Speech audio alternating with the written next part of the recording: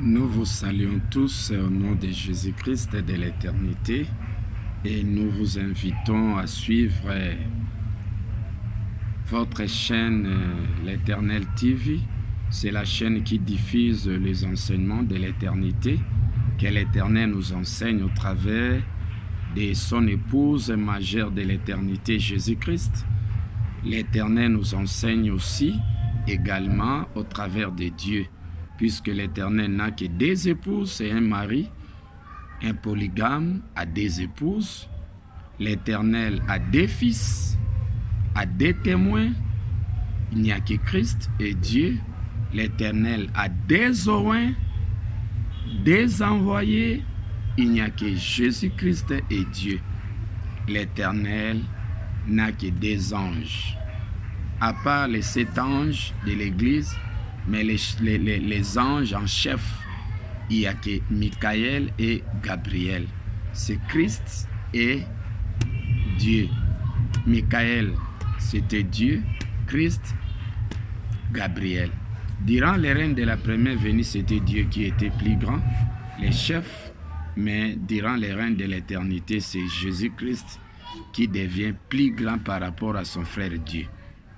Alors, nous allons lire et nous allons parler d'une nation ancienne.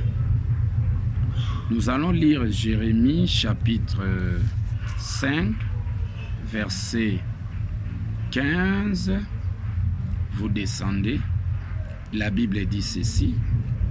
Lisons les Écritures. Voici, j'ai fait venir de loin une nation contre vous, maison d'Israël, dit l'Éternel. C'est une nation forte, c'est une nation ancienne, une nation dont tu ne connais pas la langue et dont tu ne comprendras point les paroles. Jésus-Christ, durant les règnes de la première venue, avait prédit dans Jean 8, 32, « Vous connaîtrez la vérité vous affranchira. » La nation forte, la nation ancienne ici, c'est une nation qui vient de l'éternité. L'Éternel dit, dans Jérémie chapitre 1, verset 6, il dit, « Avant que tu fusses formé dans les ventres de ta mère, je te connaissais, et avant que tu fusses né, je t'avais établi. » Ça dit que l'Éternel nous avait connus depuis l'éternité. Il n'y a pas d'hasard. L'Éternel ne nous connaît pas seulement aujourd'hui. C'est depuis l'éternité, nous étions ensemble avec l'Éternel. On habitait l'éternité. Et nous venons de l'éternité. On est venus comme des missionnaires sur la terre des humains. Et nous devons retourner à l'éternité. Mais pour retourner à l'éternité, vous devez écouter la parole de l'Éternel qui provient de l'éternité. Et cette parole de l'Éternel n'est proclamée qu'au travers de Dieu et au travers de Christ. Et tous les autres serviteurs bénéficieront cet enseignement de l'éternité qu'au travers de Dieu et au travers de Christ. Ce sont les deux anges de l'Éternel qui tournoient l'épée pour faire entrer les prédestinés, les élus à l'éternité. À part Dieu, à part Christ, il n'y a personne qui sera en mesure de vous conduire à l'éternité. Il n'y a que deux pasteurs, Jésus-Christ et Dieu, reconnus par l'Éternel pour faire entrer les élus à l'éternité. Et tous les serviteurs bénéficient l'éternité qu'au travers de ces deux pasteurs, Jésus-Christ et Dieu. Ce sont les enseignants anciens qui habitaient l'éternité ensemble avec l'Éternel. Vous aussi, vous venez de l'éternité, vous devez retourner à l'éternité. Mais pour retourner à l'éternité, vous devez écouter l'enseignement que l'Éternel nous enseigne au travers de Dieu et au travers de Jésus-Christ. C'est comme ça l'on parle d'un peuple, une nation forte. La force, c'est la révélation. La force de cette nation, c'est la révélation de l'éternité que l'Éternel confie, révèle à Dieu et révèle à Jésus-Christ. Ça fait la force Quelqu'un qui est révélé, c'est une personne forte. Quelqu'un qui n'a pas de révélation, c'est une personne vraiment faible. C'est comme ça que durant les règnes de la première venue, Jésus était faible parce qu'il n'avait pas encore récupéré l'enseignement de l'éternité que l'Éternel devrait révéler. Et à lui, selon Matthieu 17, 1 à 3. Donc Jésus devrait se rendre à la montagne, à la présence de l'Éternel, à la sagesse de l'Éternel, pour récupérer les enseignements de l'éternité, pouvant lui permettre maintenant à récupérer les élus et puis les amener à l'éternité. C'est ça la force. La révélation, c'est la force, c'est la puissance. Et avec l'enseignement de l'éternité que l'Éternel a révélé à Jésus-Christ aujourd'hui, c'est ça la force. Et tous ceux qui vont bénéficier de cet enseignement de l'éternité au travers de Christ, c'est une nation forte. Une nation forte, et ce sont des éternels. Ce sont des élus qui ont écouté l'enseignement de l'éternité, que l'Éternel enseigne au travers de Christ, ou soit au travers de Dieu. Et ces prédestinés sont devenus des éternels, et ils ont accès à l'éternité, à retourner à l'éternité, parce qu'ils ont écouté l'enseignement de l'éternité. Et puis, l'enseignement de l'éternité demeure incompréhensible. C'est une langue qu'on ne connaît pas. Parler en langue, c'est employer un langage spirituel que d'autres personnes, les ignorants, ne seront pas en mesure de comprendre. L'enseignement de l'éternité ici, c'est vraiment un enseignement savant que l'Éternel a libéré, a révélé à Dieu et à Christ pour enseigner les prédestinés, faire des éternels et puis retourner à l'éternité. Et vous ne deviendrez une nation forte, une nation ancienne qu'au travers de l'enseignement de l'Éternel, enseigné au travers de Dieu et enseigné au travers de Jésus-Christ. Et la Bible dit, dont tu ne comprendras point les paroles. Les enseignements de l'éternité demeurent difficiles.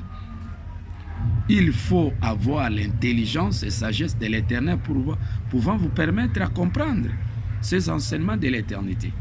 On reconnaît Jésus-Christ de l'éternité au travers du message. Le message que l'Éternel lui a révélé. On ne reconnaît pas Jésus-Christ par les apparences. Non. On reconnaît que non, celui-ci demeure le Messie de l'éternité. Il est réellement le Messie, Jésus de l'éternité, par rapport à son enseignement qu'il enseigne, l'enseignement de l'éternité que l'Éternel lui a révélé. Puisque maintenant même, c'est l'Éternel qui enseigne. Mais l'Éternel n'enseigne qu'au travers de Dieu, l'Éternel est Dieu, et l'Éternel n'enseigne qu'au travers de Christ, l'Éternel est Christ. Ce sont des termes que vous devez ajouter dans vos dictionnaires. Ça n'existait pas. Mais aujourd'hui, vous devez ajouter l'Éternel est Christ. Ça dit que l'Éternel enseigne son enseignement de l'éternité au travers de son épouse Jésus-Christ, son fils bien-aimé Jésus-Christ. Ça fait l'Éternel est Christ, l'Éternel enseignant au travers de Christ. Et pour faire de nous des éternels et puis retourner à l'éternité. C'est comme ça que Jésus-Christ avait prédit dans Jean chapitre 16, vous allez dire ici, il dit, encore un peu de temps et vous ne me verrez plus, et puis encore un peu de temps, vous me verrez parce que je vais au Père. Selon Matthieu 17, 1 à 3. Jésus-Christ, durant le règne de la première venue, avait prédit, il avait expliqué clairement aux apôtres que non, après un peu de temps là, c'était le règne de 1000 ans. C'était le moment où il devrait proclamer son enseignement spirituel du commencement. C'est ça le peu de temps, c'est ça les 1000 ans. Et arrivé Apocalypse 20, 1 jusqu'à 6, là c'est le règne de 1000 ans. Mais arrivé Apocalypse chapitre 20 verset 7, lorsque Satan est délié, là c'est la fin du règne de 1000 ans. Et l'enseignement de Jésus-Christ en ce moment demeure souillé, mélangé avec l'enseignement charnel. Et là on ne pouvait plus voir Jésus. Là c'était Dieu qui était en scène pour proclamer son enseignement spirituel du commencement. Et Dieu aussi devrait introduire l'enseignement de l'éternité. En ce moment-là, Jésus-Christ était disciple de Dieu, fils de Dieu, pour écouter l'enseignement spirituel du commencement que l'Éternel enseigne au travers de Dieu. Et Jésus-Christ avait prédit, et puis un peu de temps, vous me verrez parce que je vais au Père. On devrait voir Jésus-Christ que c'est pendant c'est le règne de l'éternité maintenant. Dès que Jésus-Christ s'élève, monte à la montagne, selon Matthieu 17, il part à la montagne de la transfiguration, l'Éternel lui donne les enseignements de l'éternité. C'est ça ce qu'on appelle la transfiguration. Transfiguration, ça dit que Jésus abandonne les enseignements de la première venue puisque c'était une révélation faible. Et il amasse maintenant les enseignements de l'éternité que l'Éternel lui révèle. C'est ça ce qu'on appelle la transfiguration, un changement de connaissance.